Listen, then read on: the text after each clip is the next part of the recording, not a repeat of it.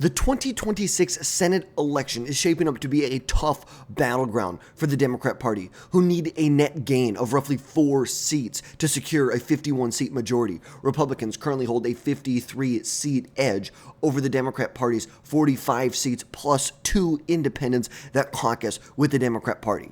With 22 of 35 seats up for election currently in GOP-held hands, Democrats face a brutal map with only Maine and North Carolina as realistic flip opportunities.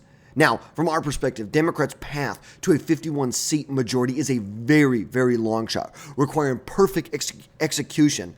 But even if they execute perfectly, there must be major missteps from the Republican Party in order for the Democrats to take control of the upper chamber. But today we are going to be looking at how Democrats could defy the odds in 2026 in the Senate election and win control. Now, like we said, Republicans currently hold 53 seats and Democrats hold 47, including 2 independent seats. 35 seats are up for election in 2026. You have 22 Republican seats that are up, 13 Democrat seats, plus a special election in Ohio and a special election in Florida. Now, Democrats must hold all of their seats, and flip 4 Republican seats if they want to retain or gain a 51-seat majority. Now, midterms, we know, typically favor the party out of power, giving Democrats a slight edge, as Donald Trump's party will face headwinds. The Republican Party, they will face headwinds going into 2026. But the map clearly favors Republicans.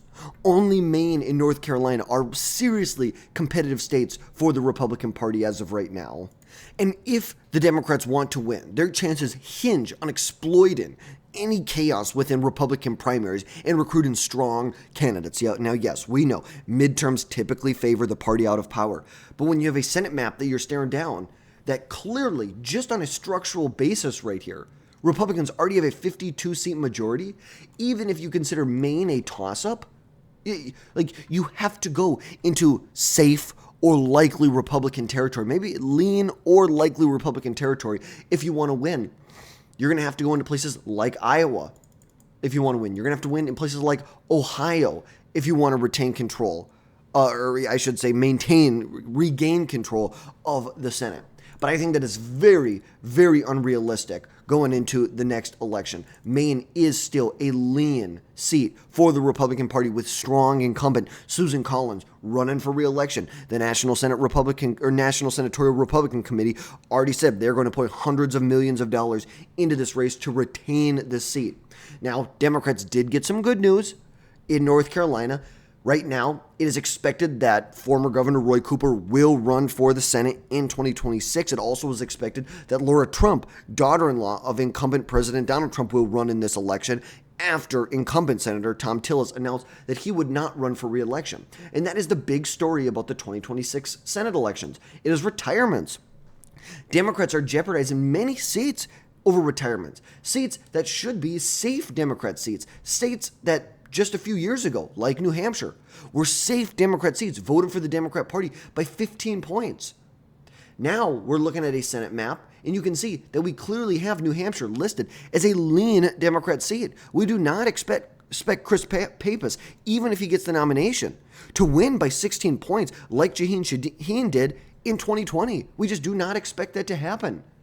You look in Illinois, obviously Dick Durbin retiring, that'll be a safe Democrat seat still. But Michigan, Gary Peters, Minnesota, Tina Smith, Jeanine Shaheen. In New Hampshire.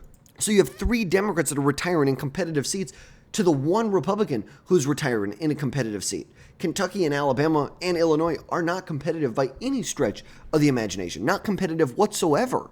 But now let's look at where Democrats could win, how they could win, what the layout for certain races look like as of right now. So first, we're going to start off with the battleground state of Maine, where Susan Collins is up for re-election. She plans to run to a 6th term in office, initially elected back in 1996 at the same time while Bill Clinton won his 2nd term in the White House back in 1996. Now, Susan Collins, who is a Republican, a more moderate Republican, faces a tough race in a state that Kamala Harris won by roughly, I believe, 6 or 7 points in the 2024 election.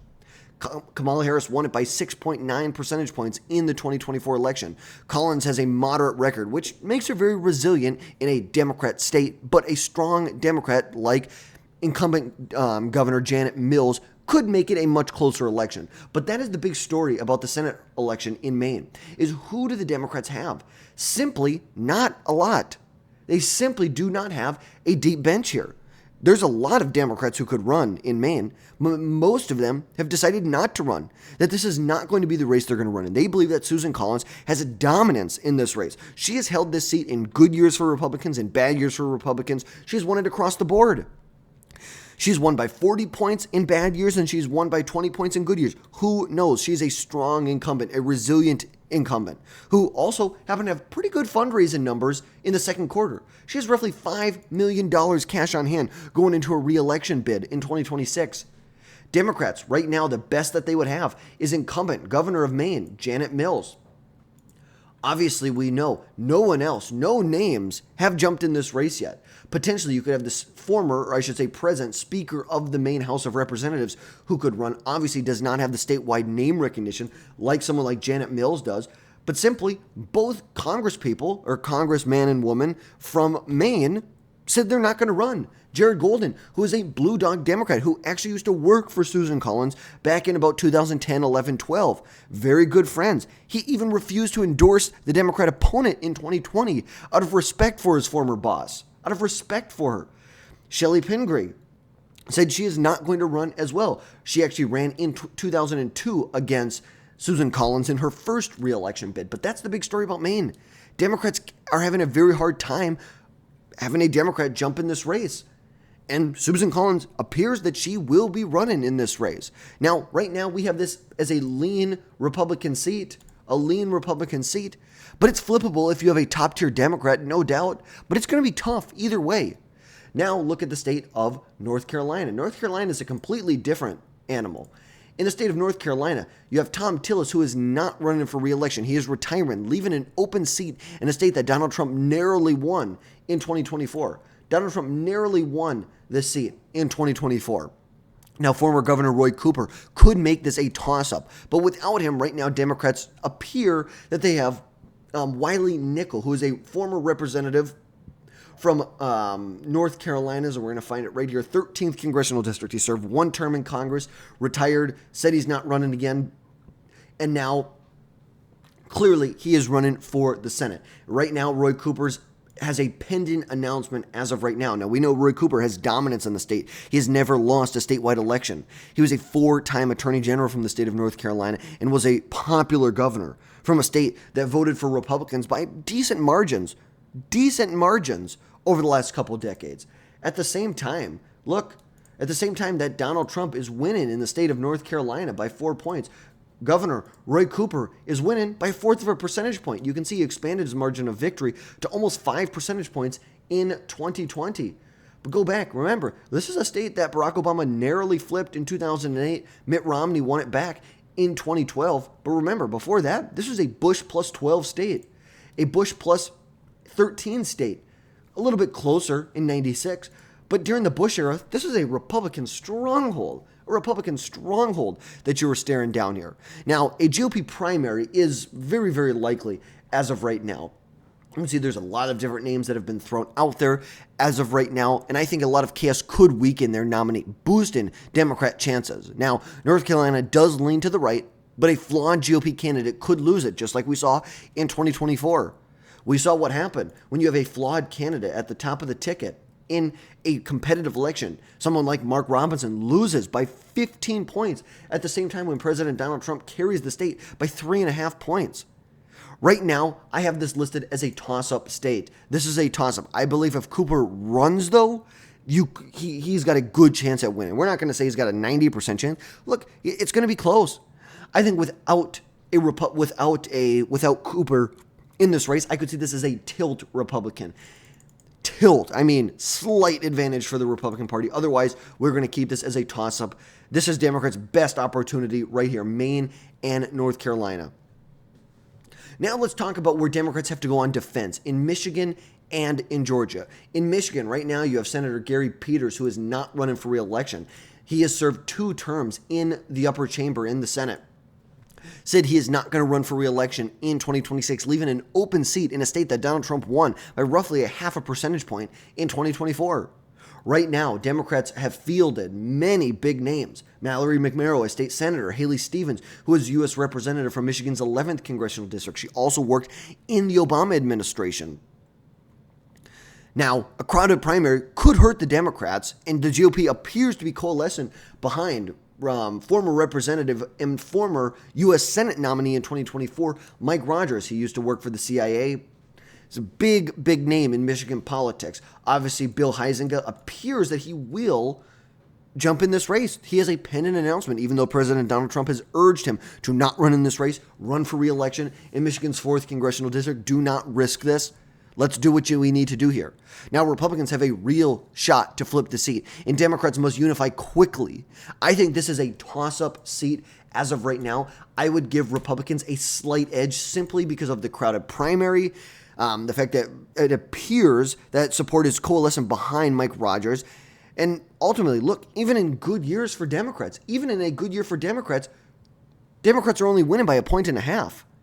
I think it was very, very close in 24. And, I think Democrats, as we get closer, probably will start to run away. I shouldn't say run away with this race, but this could become a lean Democrat seat. I would not be surprised if I saw that. But right now, I would give Republicans a slight edge, but still, this is a toss-up state. But Democrats, they need to pull it together. They probably need to nominate either Mallory McMerrow, Abu El Said, or Haley Stevens. It's hard to say at this point who's the best. I think there's a lot of data saying that Mallory McMerrow is just as well of a general election competitor as Haley Stevens would be. Hard to say as of right now. It's like she's really just untested. A lot of untested people in this race. So we're not making a good case for the Democrats. They need to coalesce support immediately and go on the attack in the state of Michigan and hope Republicans really try and fight themselves to death. You hope Bill Huizenga jumps in this race. Now, the other state that President Donald Trump won in 2024 is Georgia, where you have Senator Jon Ossoff, who is facing an extremely tough campaign, an extremely tough re-election campaign in 2024, in a state that Donald Trump won by 2 percentage points. Now, Jon Ossoff has roughly right now $15 million cash on hand and an incumbency advantage that gives him a massive edge. Now, the GOP's lack of a strong candidate after Brian Kemp, current governor, declined to run in this race does help Democrats. Democrats got their best wish in the state of Georgia when Brian Kemp decided not to run. The reality is that Jon Ossoff is vulnerable, but disarray in the Republican and GOP primary could save him. As of right now, we have this as a lean or a toss-up race, but I would give it a lean advantage for the Democrat Party. Look, Jon Ossoff, he's in a great position for re-election. There's no doubt about that. Massive fight-in. I should say, there's a lot of infighting in the Republican Party. They're not coalescing behind a candidate. Could they coalesce behind a more MAGA Republican? I think if Republicans want to win this state, they need to nominate a Brian Kemp-esque figure, someone who can have the appeal like Brian Kemp. And to be honest, I think that person is John King. I think John King performed better in the 2022 statewide elections than Brian Kemp did. He did better, especially when you're looking at the extremely competitive area or Democrat area around the Atlanta metro area. Brian Kemp did very well relative for a Republican in these districts here. John King did just a little better, a point or two better in each one of these districts. Maybe that's saying something. Maybe that's saying that John King, he's the guy. He is much more of a Brian Kemp-esque figure. But if Democrats want to win, they need to hope that Republicans nominate the most right-wing MAGA candidate they possibly can find. I think that will almost seal the deal for Jon Ossoff, someone who does not have strong name-wide recognition, does not have the fundraising power, and is simply alienates a lot of progressive and independent voters. That's simply what we're looking at here. That is how they do it. Now, those are kind of the toss-up states as of right now. Now we kind of get into some far. So even if Democrats somehow they hold on to Michigan, they do not win Alabama. Even though Tommy Tuberville is retiring, they're not going to win Alabama. They hold on to Georgia. They flip North Carolina barely. They flip Maine. That leaves Democrats at a 49-51 advantage or a disadvantage. Where else could they go? I think it's notable that we should talk about the state of Texas right now. Although I don't believe it will be competitive in the actual general election, there's a lot to be said of what's going on right now. Senator John Cornyn is seeking, I believe this would be his fifth term in the Senate. But right now he is facing a strong incumbent or challenge from the right in Ken Paxton, the incumbent Texas Attorney General. which is weakening the Republican Party right now. Now, on the Democrat side, Colin Allred right now is the only declared candidate that really has any chance of winning, or I should say putting up any fight in this race. Colin Allred, who ran a relatively competitive race against Ted Cruz in 2024. Cruz still won the state by almost 9 points. Yes, did Cruz underperform Donald Trump in the state? Yes, he did. But still, Ted Cruz won by 8 points. Considering the fact that he won by 2.6% just 6 years earlier, I think it's quite the margin of victory relative to where we were not that long ago. Now, Texas will remain, I believe, a solid state. But Paxton does have a lot of baggage, and if he becomes the nominee, I think there could be some unexpectedly competitive moments in the Texas Senate election. If Paxton gets the nod, I 100% will move this to a lean Republican seat. This is lean. Now, I think right now, likely Republican is the best way to classify it, even though, yes, right now, in every poll that's been taken, Ken Paxton is leading. Ken Paxton has $2.5 million cash on hand and hasn't spent that much money and is still polling very, very well here. Very well in this primary polling. You see John Cornyn roughly has $6 million cash on hand. We're even at a point where incumbent Senator Ted Cruz is not endorsing in this race. President Donald Trump is not endorsing in this race. That is a very, very wild place to be right now. The fact that Donald Trump is not going to endorse the incumbent, which I understand. I understand. Sometimes you want to get rid of some incumbents, and I agree. There have been places where John Cornyn has broke with the party. Look, John Cornyn votes with the Republican Party 95, 96% of the time. But yes, is it a little scary where he breaks with the party? Yeah. And that's always the issue. It's never how much you vote with the party. It's where you break with the party. You know, Susan Collins breaks with the party strategically because she needs to win in a Democrat state. You represent Texas, a state that voted for Donald Trump by 15 points in the most recent election. 13.7 percentage points Donald Trump won the state by. You should be as conservative as anyone. You should be as conservative as someone as Markwayne Mullin from Oklahoma, or someone from Arkansas, or Louisiana, or Mississippi, or Alabama. There's no need. Or even like Florida, you should be like a Rick Scott, or a Marco Rubio, which is now Ashley Moody, but still. This is a place where I would keep an eye on. But we recently saw that Jasmine Crockett was leading in a Democrat primary poll. That would be a death blow to the Democrat Party in the state. No doubt about that. Look, Republicans need to have massive missteps in the state of Texas if they want it to become competitive. But where else do Democrats need to go? I think Democrats could get this a little closer. But where are you going to go? Okay, maybe Nebraska, where you have Senator Pete Ricketts, who is potentially facing a challenge from independent Dan Osborne, who performed extremely good in the 2024 Senate elections. He came within like 6 or 7 points of unseated Deb Fischer, and a popular incumbent Republican senator from the state of Nebraska, at the same time when Pete Ricketts won his special election by 25 points. Now you see Dan Osborne will run in this race. He will be an independent who's running in this race. Nebraska is a deep red state, but Osborne has populist appeal. He is a Bernie Sanders Democrat. He is. He's a Bernie Sanders Democrat socialist. But he has that populist appeal. I think it's going to be a long shot to flip it. But if Democrats don't nominate a candidate, put all their support behind Osborne, who has said he doesn't want the endorsement of the Democrat Party, he doesn't want it, that could potentially be someplace where you could see it get close. But I don't think you're going to get much closer than maybe a lean Republican seat. Maybe Democrats could exploit what's going on in Iowa with Senator Joni Ernst, who might run for re-election, but there's been a lot of speculation that she may not. She may not run. And at the end of the day, we know she's a popular incumbent. She is a strong incumbent relative to anyone else that could run in this race on the Democrat side in a year that is probably going to be better for Democrats. She's the best chance, and the White House has acknowledged that.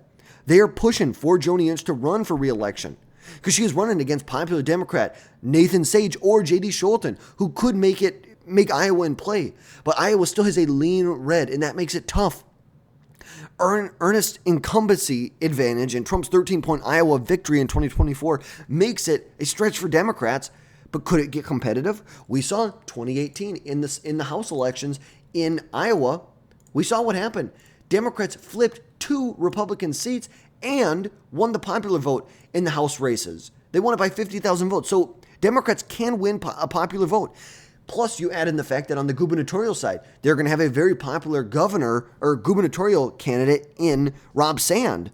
He's a very popular Democrat, the only Democrat who's won statewide election recently, who's running the gubernatorial side. Better Democrat at the top of the ticket will drive out more people for down ballot Democrats. Right now, we have this as a lean Republican seat. Could it get close? I think it could, especially if Joni Ernst isn't in this election. But then where else do you go? Ohio, where you have John Husted, who is defending J.D. Vance's seat in this special election in a state that Donald Trump won handedly in the 2024 election. Donald Trump won this state by almost 12 percentage points. And right now, Democrats really lack a standout candidate in this election. Now, yes, if they had someone like Sherrod Brown who ran in this election, I think it could be a little bit closer. But as of right now, we don't know. As of right now, Sherrod Brown is just potential. We have no major candidate who's in this race as of right now. Tim Ryan has even gone as far to decline. We know that there's also a gubernatorial election in the state of Ohio, which is going to make it even more difficult for the Republican Party, or for the Democrat Party. As you can see, popular Democrat Amy Acton is running as a Democrat to be the next governor. Sherrod Brown and Tim Ryan have both expressed interest in running for the gubernatorial election, not the Senate election. So Democrats are not getting. So all in all, this is what we're looking at. What Democrats need to do. Look, they need to hold on to Michigan and Georgia if they want to win. That's a guarantee. They do. You need to hold all Democrat seats. Losing Michigan or Georgia would make it nearly impossible. It's almost impossible to get to 51 right now. It is nearly impossible if you lose one of them. You need to flip Maine. You need to flip North Carolina. And I think probably flipping Iowa is the next most realistic. I don't think it's realistic for Democrats to flip in Iowa. I'll be honest with you. But I think if we're talking about the order in which it is most likely that Democrats could flip out of these safe Republican seats, I would probably go the most likely out of the safer Republicans is Iowa, then Nebraska, then Ohio, then Texas. They could go for Alaska, but we know Mary Peltola, she's going to run for the gubernatorial election. So that, they're really struggling. Yes, did they get some good news in New Hampshire that Chris Sununu's not going to run for this election? Okay, you're going to hold on there, but that really doesn't help anything. But all in all, this is what I'm going to say. It is nearly impossible for the Democrat Party to regain 51 seats in the Senate in 2026. It's nearly impossible. Democrats would need near perfect conditions, strong candidates, major missteps from the Republican Party, and a blue wave in 2026 if they want to hit 51 seats. Because the 2026 Senate election heavily favors the Republican Party. Heavily. Democrats' reliance on GOP primary chaos is a risky and speculative move. And Michigan and Georgia are vulnerable Democrat seats which threaten that 51-seat goal.